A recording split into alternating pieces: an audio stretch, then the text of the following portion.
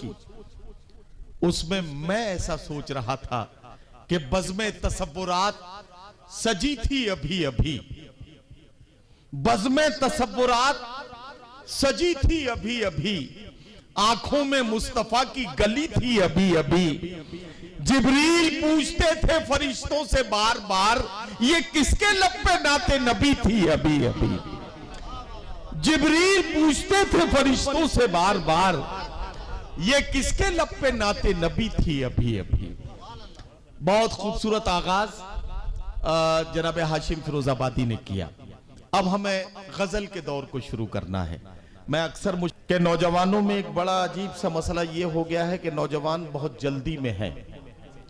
मोहब्बत चूंकि social media पे होती है तो फेसबुक पे हुई मोहब्बत इतनी तेजी से चलती है कि जो मोहब्बत सुबह 10 बजे शुरू होती है, रात के 10 बजे का टाइम आने तक बच्चों का नाम रखने का वक्त आ जाता है। इतनी तेज रफ्तार मोहब्बत में जाहिर है कि आज के दौर के नौजवान समझ ही नहीं पाते कि मोहब्बतों के रिश्ते को किस तरह से उसको पाला जाता है, किस तरह से उसकी परवरिश होती है। हर फैसला होता नहीं सिक्का उछाल के, हर फैसला होता नहीं सिक्का उछाल के, दिल का मामला है जरा देखभाल के। मोबाइलों के दौर के आशिक को क्या पता, रखते थे कैसे खत्म कलेजा निकाल के। मोबाइलों के दौर के आशिक को क्या पता, रखते थे कैसे खत्म कलेजा निकाल के। तो ऐसा लग रहा था कि वो अपनी मोहब्बतों के उन लम्हात को याद कर रहे हैं कि जब किसी मुहिब के सामने महबूब बैठा हो और जब महबूब की आंखों में आंखें डालकर बात की जा रही हो। डॉक्टर बशीर बद्र के ये चंद मिसरे मुझे याद आते हैं कि आंखों में रहा दिल में उतर कर नहीं देखा, कश्ती के मुसाफिर ने समंदर नहीं देखा। पत्थर मुझे कहता है मेरा चाहने वाला, मैं मोम हूं उसने मुझे छू कर नहीं देखा। पत्थर मुझे कहता है मेरा चाहने वाला, मैं मोम हूं उसने मुझे छू कर नहीं देखा। मैं आपके काम की बहुत सारी बातें करूंगा, अगर सारी रात मुशायरे में आप बैठ गए तो यकीन जानिए कई तावीज ऐसे देकर जाऊंगा कि लोगों के बिगड़े हुए काम इंशाल्लाह बन जाएंगे। तो हाँ देखा, ये बेटे लगे रहिए, बस काम से लगे रहिए। अब मैं चाहता ये हूं कि आपसे यह अर्ज करूं कि लड़कियों के दुख अजब होते हैं, सुख उनसे अजीब। लड़कियों के दुख अजब होते हैं, सुख उनसे अजीब। हंस रही हैं और काजल भीगता है साथ साथ। अगर मुझे कहने दें तो बात यूं भी कही जा सकती है कि लड़कियां बैठी थी पांव डालकर, रोशनी होने लगी तालाब में। हमारे पांव डालने से तालाब का पानी गंदा हो जाए, वहीं शायर की नजर में लड़कियों के पांव डालने से तालाब में रोशनी होने लगती है। ये कमाल है हमारी मोहब्बतों का। और इसकी जज्बात की तर्जुमानी के लिए मेरे पास जो शायरात की फहरिस्त है उसमें से एक नाम मोहतरमा इकरा नूर को मैं आवाज दे रहा हूं और उनसे गुजारिश कर रहा हूं तशरीफ लाएं और अपने कलाम से नवाजें। इकरा नूर साहिबा माइक पर में हमारे मुशायरे में अपने खूबसूरत कलाम से नवाज रही थी। एक तो मैं ये कहना चाहता हूं इकरा नूर की तारीफ की जाए वो तो अपनी जगह, लेकिन मैं इनके वालिदैन को भी मुबारकबाद पेश करना चाहता हूं। क्या खूबसूरत नाम उन्होंने अपनी बेटी का रखा है। इकरा यानी पढ़ो और नूर यानी रोशनी। पढ़ने से जो रोशनी की तरफ चलने का सफर है वो इकरा नूर से हम समझ सकते हैं। मैं इसके लिए इनके वालिदैन को मुबारकबाद पेश करता हूं। दूसरी बात मैं यहां ये कहना चाहता हूं, इकरा नूर जब पढ़ने आई थी माइक पर, इन्हें मैंने पहली बार सुना है। इनमें मुझे अपनी बेटी नजर आई और मैं इन्हें अपनी बेटी की तरह दुआएं देते हुए एक बात मशवरे के तौर पर कहना चाहता हूं। बेटा, मुशायरों की दुनिया में आप आई हैं, सस्ती शोहरत हासिल करने के लिए अगर जरा सा इंसान सतह से उतर जाए तो जल्दी शोहरत हासिल हो सकती है।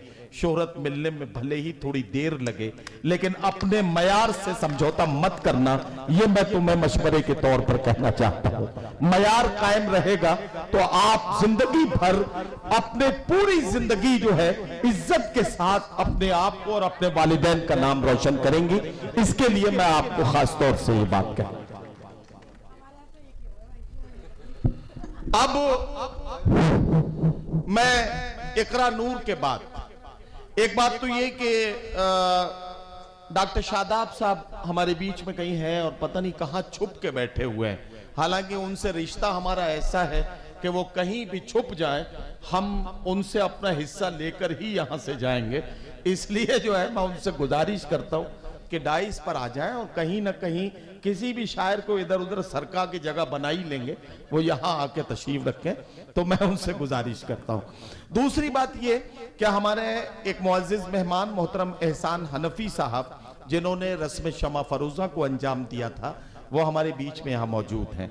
उनकी खिदमत में एक अवार्ड भी पेश किया जाना है। मैं भाई वसीम राजूपुरी साहब से गुजारिश करता हूँ कि सदर अली वक़ार और मोहतरम बाबा चौधरी साहब की शख्सियत को साथ लेकर यह अवार्ड उनकी खिदमत में पेश किया जाए। जनाब सलीम हाशमी साहब और जनाब अब्दुल रज़्ज़ाक बाबा चौधरी साहब यह अवार्ड एहसान हनफी साहब की खिदमत में पेश करेंगे। नस्लों की तरबियत, ये जिम्मेदारी थी एहसान हनफी साहब ने जो अपने कंधों पर उठा रखी थी।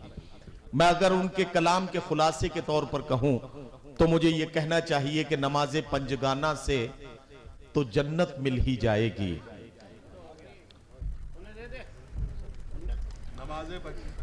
नमाज़े पंजगाना से तो जन्नत मिल ही जाएगी। तहज्जुद पढ़ते रहना कब्र की चौड़ाई बढ़ती है। नमाज़े पंजगाना से तो जन्नत मिल ही जाएगी। तहज्जुद पढ़ते रहना कब्र की चौड़ाई बढ़ती है। नजर आता है सातों आसमानों और जमीनों का, हदीसे पाक पढ़कर रोने से बीनाई बढ़ती है। हदीसे पाक सुनकर रोने से बीनाई बढ़ती है। हजरात गिरामी, ये वो अशार हैं जिनकी रोशनी में नई नस्लों की तरबियत उर्दू शायरी करती है। मैं इसके लिए एहसान हनफी साहब को मुबारकबाद पेश करता हूँ। अगले शायर से मुलाकात करा रहा हूँ और आपको चौंकाने के लिए एक ऐसा नाम जो है तो इसी दयार का, सहारनपुर उनका आबाई वतन है, सहारनपुर से उनका ताल्लुक है, लेकिन एक वक्त उनको हो गया, काफी वक्त से वो मुंबई में मुकीम है। बहुत खूबसूरत लहजे के शेर कहते हैं और बहुत ही आसान और खूबसूरत तरन्नुम में सजाकर अपने कलाम में आज के अहद की जो सच्चाइयां हैं उन्हें समेटकर आपकी खिदमत में पेश करने के लिए मैं जनाब आबिद वफा से गुजारिश कर रहा हूं, तशरीफ लाएं और अपने खूबसूरत कलाम से नवाजें। जनाब आबिद वफा।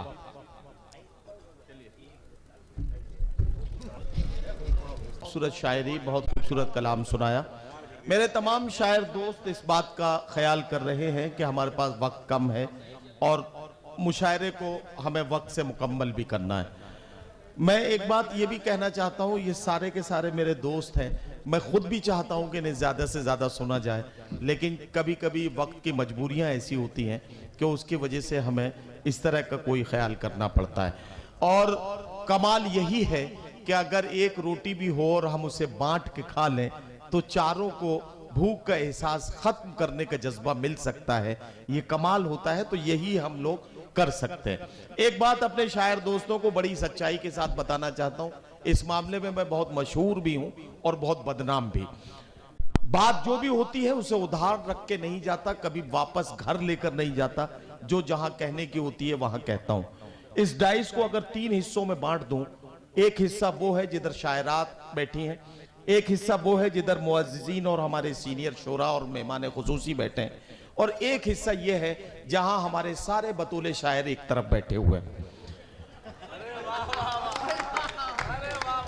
अब तक सारी दुनिया में सिर्फ औरतें बदनाम थी कि 4 औरतें अगर एक जगह बैठी हो तो खामोश नहीं बैठ सकती हैं, लेकिन आज मुझे कहना पड़ेगा कि चाहे औरतें बैठी हो या आदमी, अगर उनके बीच में एक सिकंदर हयात गड़बड़ बैठा है तो वो इलाका खामोश नहीं रह सकता है। ये बात मैं पूरी बेबाकी और सच्चाई के साथ कहना चाहता हूं। मुशायरे में अपनी मौजूदगी का एहसास उस वक्त कराइए जब उसकी जरूरत है ना। अब मैं आगे बढ़ता हूं और एक और शायर से मुलाकात कराता हूं। फिर मेरे सर पे कड़ी धूप की बौछार गिरी, मैं जहां जाके छुपा था वहीं दीवार गिरी। फिर मेरे सर पे कड़ी धूप की बौछार गिरी, मैं जहां जाके छुपा था वहीं दीवार गिरी।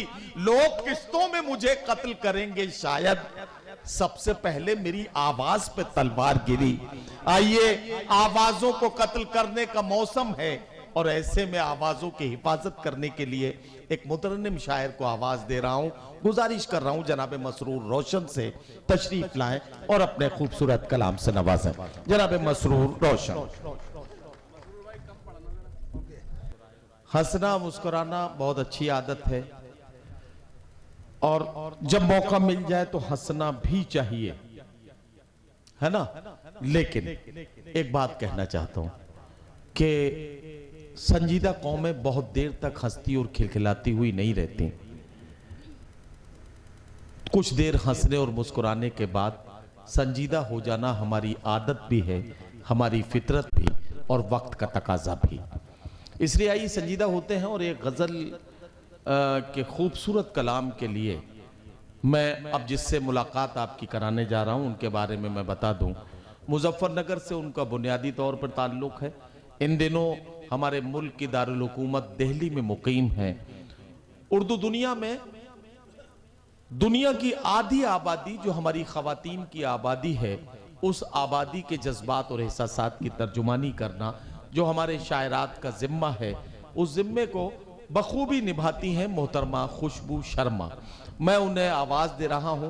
परवीन मजाज लखनवी ने कभी कहा था कि तेरे माथे का ये आंचल बहुत ही खूब है, लेकिन तू इस आंचल से एक परचम बना लेती तो अच्छा था। आंचल को परचम बनाकर जिंदगी की सच्चाइयों को आईना दिखाना यह हमारी शायरात की जिम्मेदारी है और उसे बखूबी हमारी शायरात अदा कर रही हैं। मैं चाहता हूं कि अब इस वक्त खुशबू शर्मा का जोरदार इस्तकबाल करें। जो लोग हाथ बांध के बैठे हैं उनसे भी गुजारिश है हाथों को खोलें, एक बार तालियों की गूंज में इस्तकबाल करें और खुशबू शर्मा को इजाजत दें कि वो अपने कलाम से नवाजें।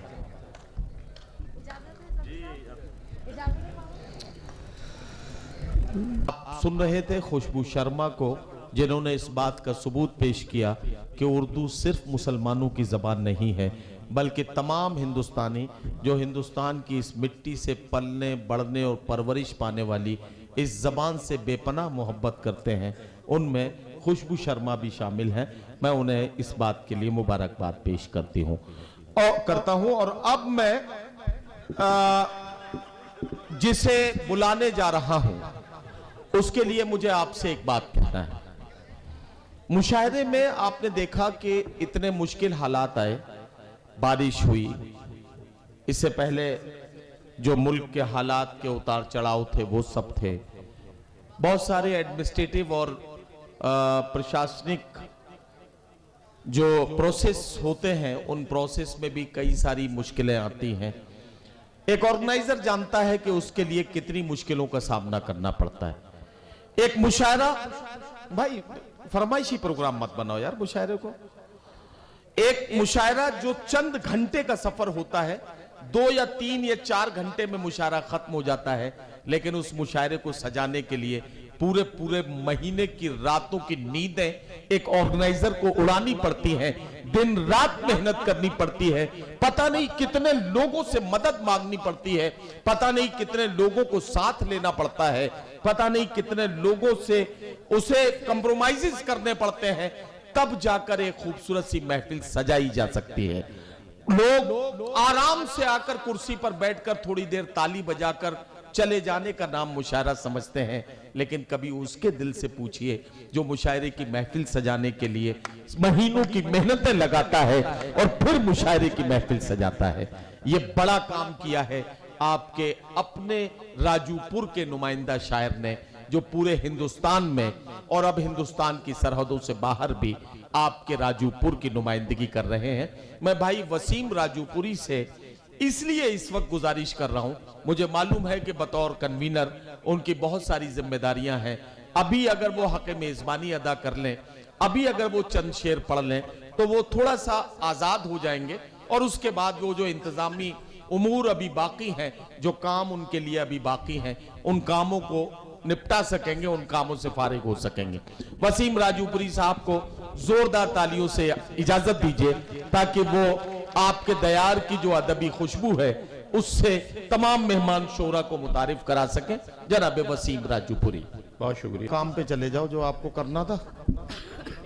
हाँ, एक बात मुझे कहनी है, वसीम राजूपुरी ने 2 नज़में पढ़ी। मैं अब जरा सा मेरे भाई, हम लोगों में हंसी मजाक चलता रहेगा सारी जिंदगी, लेकिन एक बात कहना चाहता हूं।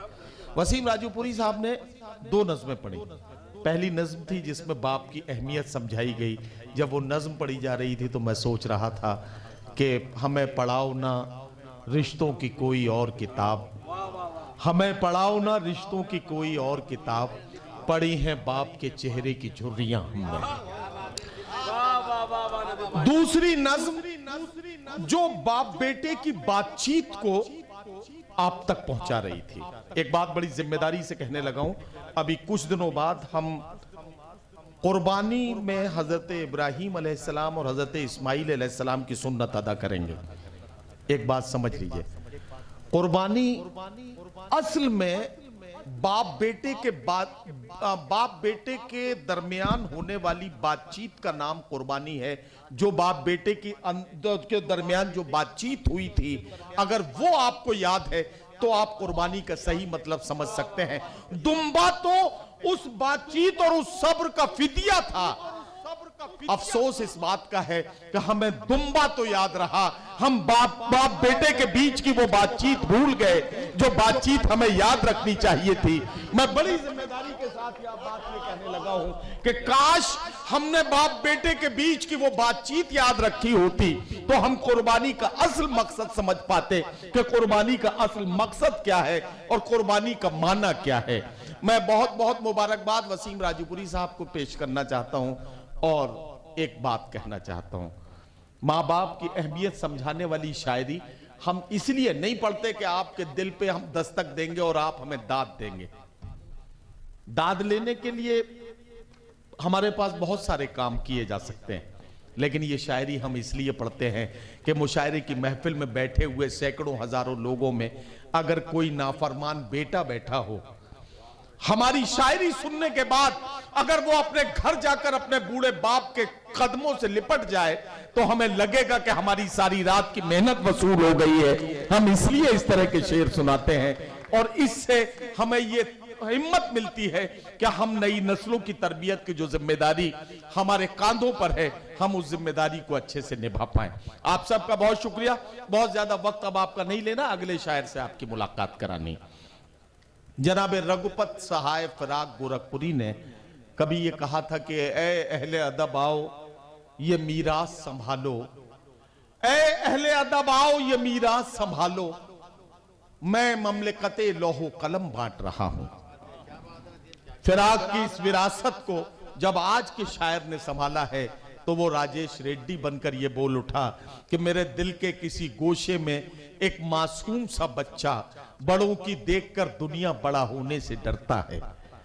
मैं आइए इस जज्बे को समझने के लिए और फिराक की इस विरासत के इस अहद के वारिसों में एक नए वारिस को, एक अहम वारिस को आपके बीच माइक पर आवाज देने जा रहा हूं। आवाज दे रहा हूं चंडीगढ़ से आने वाले मेहमान शायर जिनका बेसिक ताल्लुक पुलिस मुहकमे से है। हमारे बीच में जनाब नवीन नीर साहब हैं। मैं बहुत ही मोहब्बत के साथ अपने प्यारे दोस्त उर्दू के शायर, उर्दू के सच्चे आशिक भाई नवीन नीर से गुजारिश कर रहा हूं तशरीफ लाएं और अपने कलाम से नवाजें। अदालत में आपके खूबसूरत मुशायरे की महफिल में अपने कलाम से नवाज रही थी। निकत ने जितने शेर सुनाए, पहले माँ के हवाले से बहुत सारे शेर सुनाए, मैं तो सिर्फ ये कह सकता हूँ कि माँ ने तमाम रात दुआ में गुजार दी, हम थे कि थोड़ी देर हवा करके सो गए। और जो गज़ल निकत ने पढ़ी बेपनाह गज़ल है, जिस शेर की तारीफ की जाए कम है। मैं निकत अमरोवी को इस खूबसूरत गज़ल के लिए मुबारकबाद पेश करता हूँ और साथ ही साथ ये भी कहना चाहता हूं कि गजल का कमाल यही है कि इसमें आप बीती को जगबीती और जगबीती को आप बीती बनाया जाता है। गजल के हर शेर का कमाल यह होता है कि गजल का शेर शायर या शायरा अपनी जिंदगी के एहसासात को जहन में रख के कहता है, लेकिन सामईन में बैठे हुए लोग ये समझते हैं कि ये उनकी कहानी है, ये उनके वाकयात हैं जिन्हें गजल के शेर का हिस्सा बनाया जा रहा है। मैं चाहता हूं एक बार जोरदार तालियों से अपने मेहमान शोरा और शायरात का इस्तकबाल कीजिए।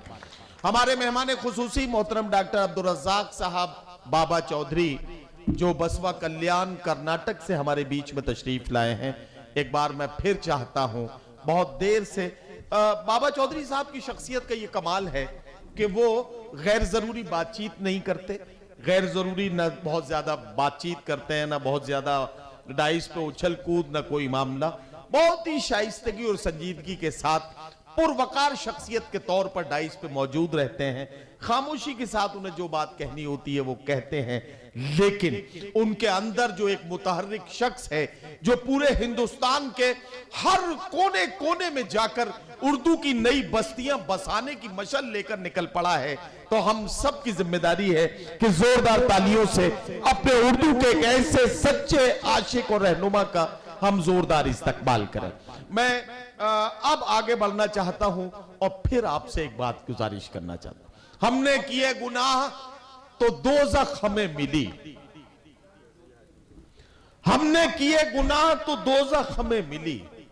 दोज़ख ने क्या किया था जो दोज़ख को हम मिले।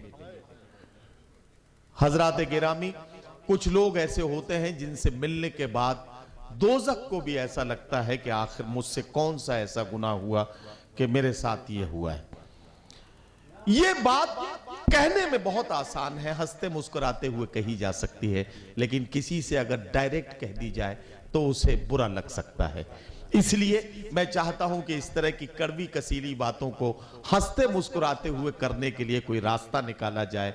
और मैं आपसे ये कहूं कि कल दरोगा ने कहा थाने में ये दीवान से, आ गए कल्लन के पैसे छोड़ दो सम्मान से, शुक्र मौला का अदा करके ये कल्लन ने कहा, हो भला रिश्वत का वरना मार देते जान से। तो तंजिया और मजाहिया शायरी में अपने दिल के जज्बात और एहसासात की तर्जुमानी और महफिल में कह कहे बिखेरने के लिए आपके बहुत पसंदीदा और चहीते शायर सिकंदर हयात गड़बड़ से मेरी गुजारिश है, तशरीफ लाएं और अपने कलाम से नवाजें। ये 2 बार हज कर चुके हैं, इसका मतलब अब तक पूरी तरह से 1800 चूहे खा चुके हैं। जोरदार तालियों से इनका इस्तकबाल कीजिए जनाब सिकंदर हयात गड़बड़। हमें बहुत देर तक हंसने और मुस्कुराने के माहौल में रखा। हंसना बहुत आसान है अगर किसी दूसरे पर हंसा जाए, और बहुत मुश्किल महसूस होता है जब कभी खुद को निशाना बनाना हो और अपने आप पर हंसना हो। अपने आप पर हंसने का ये अमल जो मुश्किल अमल है, इसे बहुत आसानी के साथ सिकंदर हयात गड़बड़ पूरा कर रहे थे। हंसी मजाक में हम एक दूसरे को कुछ कह लें वो अलग बात है, लेकिन सिकंदर हयात गड़बड़ साहब ने अच्छी नज़में पढ़ी, अच्छे क़तात सुनाए, अच्छी शायरी हमारे बीच में पेश की। मैं यही कह सकता हूँ कि कहानी ख़त्म हुई और ऐसे ख़त्म हुई, कहानी ख़त्म हुई और ऐसे ख़त्म हुई कि लोग रोने लगे तालियां बजाते हुए। तो ये कमाल है तंजिया और मजाहिया शायरी का कि इसमें हंसते मुस्कुराते हुए भी हमारी आंखें कभी कभी नम हो जाती हैं। और ये कमाल था सिकंदर साहब की दूसरी नज्म में, जिसमें उन्होंने बेटी के हवाले से आज की बेटी के जो एहसासात हैं या उसकी जो मुश्किलें हैं उनका जिक्र अपनी नज्म में किया। मैं आगे बढ़ना चाहता हूं, एक और शायर से आपकी मुलाकात कराना चाहता हूं। तुमने मेरे घर न आने की कसम खाई तो है, आंसुओं से भी कहो आंखों में आना छोड़ दें, प्यार के दुश्मन जरा तू प्यार से कह के तो देख, एक तेरा दर ही क्या सारा जमाना छोड़ दें। आइए हजरात गिरामी, आज के अहद में गजल की जबान में बात करते हुए अपने जज्बात और एहसासात की तर्जुमानी करना और इस खूबसूरत काम को अंजाम देने के लिए मैं आवाज दे रहा हूं जनाब जुनैद अख्तर को। तशरीफ लाएं और अपने खूबसूरत कलाम से नवाजें। जनाब जुनैद अख्तर। बात दलीलों से तो रद्द होती है, उनके होठों की खामोशी भी सनद होती है, कुछ न कहने से भी छिन जाता है एजाज़े सुखन, जुल्म सहने से भी जालिम की मदद होती है। आइए इस अहद में सच्चाइयों को शायरी बनते हुए देखिए और मुलाकात कीजिए मुंबई से तशरीफ लाने वाले हमारे मेहमान शायर जनाब इमरान रिफत से। इमरान रिफत साहब अच्छे शायर और अच्छे इंसान, अच्छे दोस्त, इन तमाम खुसूसियात के साथ उनकी शख्सियत का अहाता किया जा सकता है। मैं उनसे गुजारिश करता हूं कि अपने कलाम से नवाजें। देखिए जो लोग बहुत पीछे हैं, अगर नाम आप सुन रहे थे, गुजरे हैं इश्क नाम के दुनिया में एक बुजुर्ग, गुजरे हैं इश्क नाम के दुनिया में एक बुजुर्ग, हम लोग भी फकीर उसी सिलसिले के हैं। आइए हजरात गिरामी, मोहब्बतों के जज्बात और एहसासात की तर्जुमानी में एक और शायर का अब इस्तकबाल करने का वक्त आ गया है। मैं आपको बताना चाहता हूं कि यहां से अब हम चलते हैं मध्य प्रदेश की तरफ। मध्य प्रदेश में एक रीजन है, एक इलाका है जिसे मालवा का इलाका कहा जाता है। मालवा अपनी बहुत सारी खुसूसियात के लिए हिंदुस्तान में ही नहीं दुनिया भर में जाना पहचाना जाता है।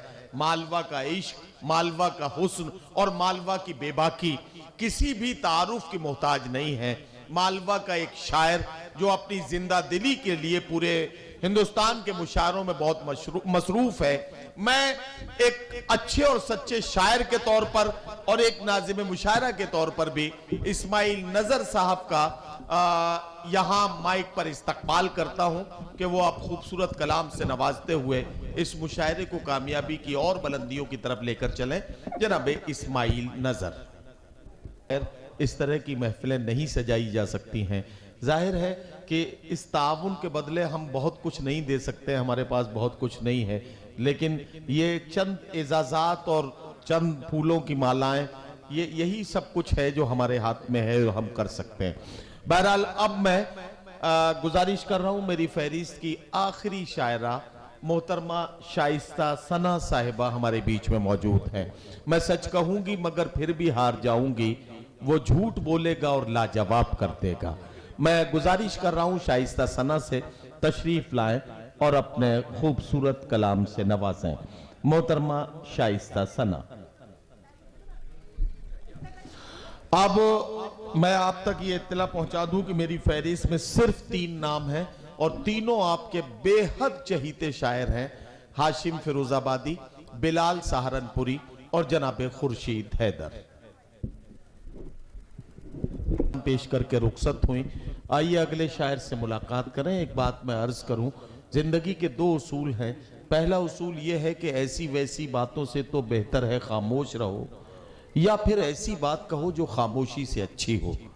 और जिंदगी का दूसरा उसूल यह है कि खामोश मिजाजी तुम्हें जीने नहीं देगी, इस दौर में जीना है तो कोहराम मचा दो।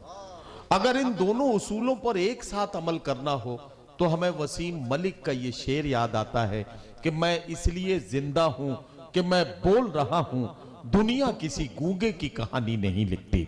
तो आइए पूरी सच्चाई के साथ अपने जज्बात और एहसासात की तर्जुमानी करने और मुशायरे में बेबाकी के दूसरे नाम के तौर पर एक नए लहजे से आपको मुतारिफ कराने के लिए जनाब बिलाल सहारनपुरी माइक पर तशरीफ लाएं।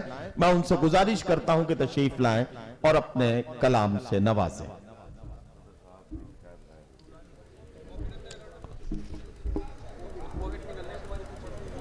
हाँ, सुहाग की निशानी चूड़ियों के शहर फिरोजाबाद के उस मेहमान और नुमाइंदा शायर से जिसने न सिर्फ हिंदुस्तान बल्कि हिंदुस्तान की सरहदों से बाहर गजल, नज़मों और गीतों की जबान में बात करते हुए आज के अहद की सच्चाइयों को आईना दिखाया है।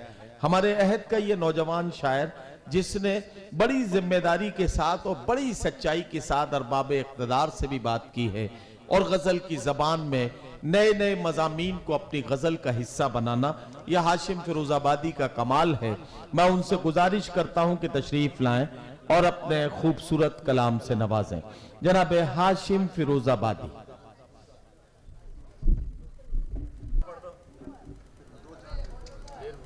नहीं, खुर्शीद भाई को पढ़वा देते हैं। अब पढ़ लो 2-4 बदल के आप पे पढ़ना बदल के किनसे?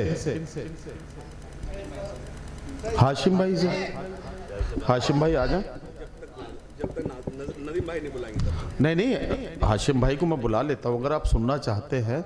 मैं चाहता तो ये था कि एक बार खुर्शीद भाई को सुन लें, ताकि चूंकि वक्त बहुत क्लोज होता जा रहा है अजान के, तो इसलिए मैं चाह रहा था। लेकिन फिर भी हाशिम को अगर कोई एक दो शेर की बात आपने कही है, कोई आपकी फरमाइश है, तो मैं बिल्कुल चाहता हूं कि हाशिम फिरोजाबादी आए, जरा सा आप तालियां बजाएं, मैं उनको बुलाता हूं। वो अपना वो कलाम 1 मिनट में मेरी बात खत्म होगी और अगले 9 मिनट खुर्शीद हैदर साहब के लिए। और वो ये कि जिंदगी में कुछ चीजें ऐसे जुड़ी हुई हैं कि उन्हें अलग अलग देखना कुछ अच्छा नहीं लगता। जैसे जिंदगी और दिल और मोहब्बत और इश्क और आंसू और शायरी और गजल और तरन्नुम और जनाबे खुर्शीद हैदर। मैं उनसे गुजारिश करता हूं कि तशरीफ लाएं और अपने कलाम से नवाजें।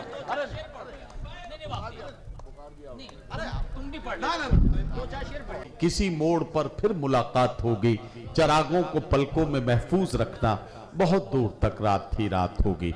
इजहार तशक्कुर के लिए मुशायरे के कन्वीनर जनाब वसीम राजूपुरी से मुल्तमिस हूँ तशरीफ लाएं और तमाम सामईन और शोरा इकराम का शुक्रिया अदा करें।